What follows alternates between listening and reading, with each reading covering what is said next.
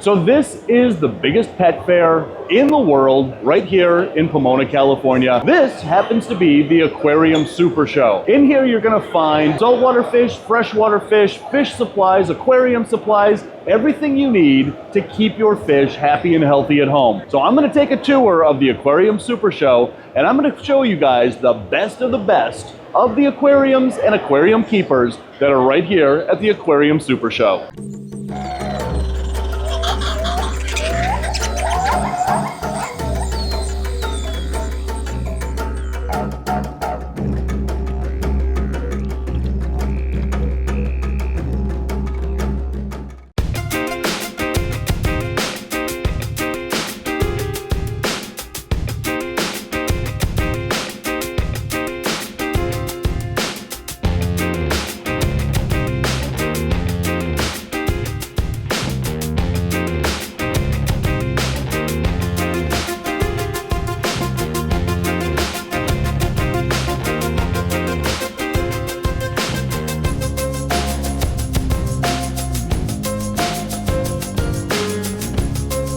So over here at Glowfish, where they bring color to life, check this out. So there's a lot of controversy in the aquarium world about glowfish. I think they're actually kind of cool. But this company takes 5 to 7 years to develop their glowfish, and look at that. They've actually developed glow angelfish. And the way that they make glowfish, they basically inject the glow into the fish's DNA, which makes it actually genetic. It's basically genetic modified fish. So these fish, when bred together, all their babies will be glowfish. So comment below, let me know your opinion on glowfish. Are they a good thing for the hobby? Are they a bad thing for the hobby? Comment below and let me know your opinion. So this is Ronnie over here at Kaiju Goldfish USA.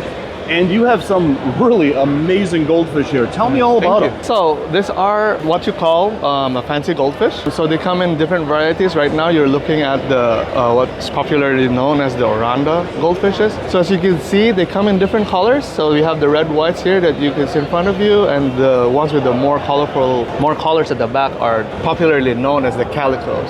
Calicos, they come in different names and terms depending on the pattern. Like for example, that one that you guys are looking at, those are usually called tricolor tiger Oranda. Yeah, they grow pretty big. They could grow, depending on your size and filtration of your tank, it could go up to like 8-9 inches. I've seen 12 inches of it, and they can live like, I would say maybe around 5 years. Breeding them is kind of like, well, there's essentially the same breeding style as koi. So they spawn and the male fertilizes the eggs as they come out. So they're pretty easy. You just have to separate the parents out because they tend to eat the egg. Sure. So these are the short-tailed calicos. So this fish that you see, that short-tailed ones, come from the very famous farm in Thailand. They're considered to be the #1 goldfish farm, the Shogun farm. They call their fish the Godzilla Orandas, and that is primarily because they could grow big and fast. That's why they're also very popular. So there's also Orandas. They are different from the Orandas. If you can see, they don't have fins at the back, and they have a nice curve at their back. So they look good on fish ponds as well. We got a tub of these over here. So they look really colorful from the top view also. So they're also really nice to keep in ponds. And for us here in California, they can survive outdoors, assuming you could keep raccoons out. Wow, yeah, right? Yeah. So how long have you been working with these fish? So I've been into goldfish keeping for essentially all my life. Started when I was a kid. I've had fish, ever since I could remember. And so it became a hobby, and wanted it to become a sustaining hobby, self-sustaining hobby. Sure. So I started selling fish. And the exciting part about it, the best part about it, is getting shipments in. New fish comes in, a lot of fish comes in, so it's really nice. So and now, do you order most of your fish from Thailand? Yes, right now we are primarily importing from Thailand. Maybe hopefully soon, someday, we'll import from Japan. Sure. We'll see about that. Well, these are fantastic, and they're so eye-catching.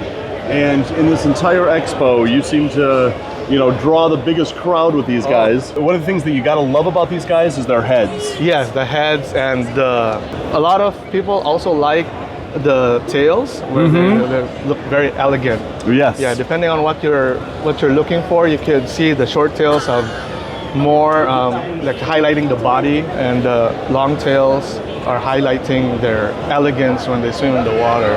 Absolutely. Yeah. $150 will get you one of these awesome goldfish. Over here, these are $120, and down here, we've got $95. So if you guys are keeping freshwater tanks and want to branch into saltwater, or if you just kind of want to start with a saltwater tank, right over here at Ocean Aquatics, they have some of the best saltwater tanks in this expo. We're going to go over and talk to them about what it takes to set up a saltwater aquarium. So we are at Ocean Aquatics talking with Brian about saltwater fish and how to care for them and what they are and everything you need to know about setting up a saltwater tank. So right here, we've got our clownfish. Yeah, so these clownfish come from Sea and Reef Aquaculture. They're based out of Maine. The nice thing with clownfish, they're great as a starter fish, very hardy because they are actually bred in captivity nowadays. So a very simple setup to keep these guys happy. You want to make sure when you're doing your first tank, sand, rock is the core of your filtration. You need beneficial bacteria to get it started and cycled to make sure that your ammonia cycle is clear, no ammonia in the aquarium, no nitrite. Finally, ultimately, you want a little bit of nitrate in the aquarium. Your filtration's in the back of the actual tank for your all-in-ones, which are really simple. Filter sock to catch any of the debris that's in the aquarium. A center chamber to put any media bags like phosphate removers, carbon to remove impurities from the water, and then a return pump to actually put the water back into the aquarium. You're able to hide your heaters in the back so you can't see them in display, so you can keep the display looking as nice as possible.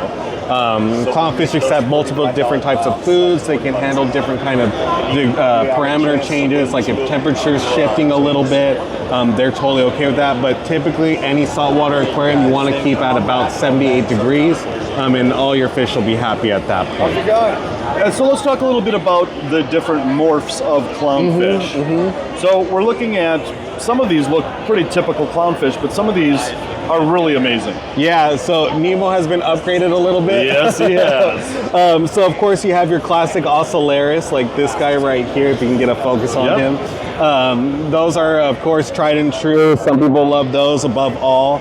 Then you kind of start to get your more. So like the next step up would be like snowflake clowns, guy that's moving across right there. That's kind of the next, like, or what would have been the next step. And then, you know, ultimately you end up with like these are called storms. That's what's the most popular on the market nowadays. We say they almost look like cows, but they come in different colors as well. So that's an orange storm. They come in black and white as well. There's a good black and white. What? Yep, there you go. So that would be considered a storm. If you see it when he turns over, you can see that he's got the spotting better on the other side. So all these clownfish, because they're all individuals, will have different patterns and colors on each other. And then, like, this is a really nice storm. Check this guy out. That would be... Where is he? There he is. Right in the corner. Yep. Now that was just, I mean, the top of the line right there. Really beautiful. But you can get these orange guys, Mocha Vinci's, are really cool. So a bunch of different varieties, and because of the breeders and what they've done, they're continuing to breed these healthy varieties and come out with new colors and patterns every year. And then ultimately you end up with long fins, like this guy right here in the center rock. So they'll almost end up like butterfly koi with the length on the fin. I have one over here that I can show you. Let's go over here and check it out. Excuse me. Here's the look at that one. So their fins really are like an exaggeration, if you want to call it. Really flow in the water really well. So the cool thing about this aquarium, just to kind of keep talking about fish, all the yellow tanks that only come out of Hawaii and then the purple tanks that come out of the Red Sea, they're all actually born in captivity. So they just made a big change. They wanted to bring as much aquacultured fish as possible. So all of those are born in captivity, as well as these guys up here, the Bengai cardinals, all born in captivity. That's great. Yeah, and I mean the whole goal, you know, with us having these aquariums is also the conservation side of things. You know, of course, we want to appreciate these live animals in our home, and so it's our responsibility to care for these in the best way possible, and have the ability to do some of that captive breeding. That way we can actually protect the reefs as much as possible. Absolutely. If reefs go, we go. That's the truth. We can't not talk about Dory here and the impact that movie had on fish keeping. And I'm sure the demand for these tangs really skyrocketed after that movie came out. Yeah, and I'm sure a lot of those were taken right from the wild and not from captive. Yes, so the cool thing is those are actually tank raised as well. So a little bit different than the captive breeding side of things. But it's all, again, about that conservation side. When they're tank raised, the nice thing is they're already used to being in this captive environment. So less stress on the fish versus taking a fish that was out from the wild, you know, and they're gonna go in a tank like this, and the first thing they're gonna do is hide, right? The really interesting part about the blue hippo tank is that they're one of the only tanks that actually wedge themselves into rocks. So a lot of times you'll go into a fish store and you'll see them laying on their side trying to like tuck under something. That's actually normal behavior for them. That's kind of like their safety net, if you want to call it. A really cool fish. These are great. So if you want to go from freshwater to saltwater, what are some of the things that you've got that's different from freshwater keeping to saltwater? So like, and there's two kind of versions of that. For the people that are doing planted aquariums, it's a pretty easy transition because you're trying to build an ecosystem, right? For the newer hobbyists, you have to kind of keep that in mind as you're moving over into saltwater, is everything you see in the ocean, you want to put in your tank, right? You want to put the sand, you want to put the rocks, because the sand holds a really core amount of biological filtration that kind of collects all the gunk from like the waste of the food, the waste of the fish, and then you get certain fish that clean that for you, right? And then your rocks as well. The rocks in the aquarium hold a core of the beneficial bacteria.